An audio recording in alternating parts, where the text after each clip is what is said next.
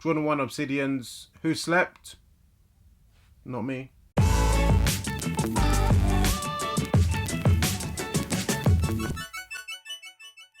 What's good, guys? Ash Bash back again with another quick sneaker review of the Jordan 1 Obsidian. From day one when I saw the pictures of the Air Jordan 1 Obsidians, I was down for the colorway. Then I saw how quality they were. I was like, yes please. It's so good that they turned out to be one of those easy shoes to cop because I bought more than one pair. I had to. So let's get to a quick review of these.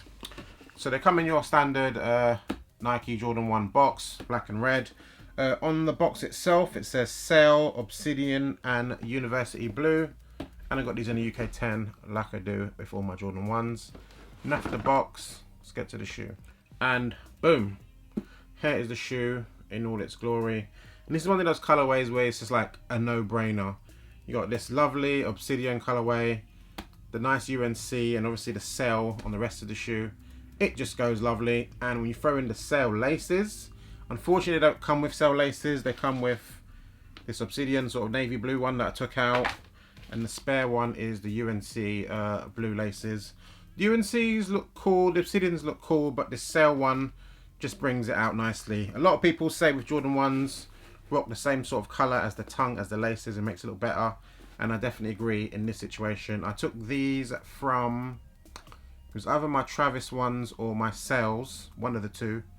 Or no, I think it was actually the Nigels that I took them from in the end. But if you've got a pair of Sail laces, chuck them in, takes it to the next level.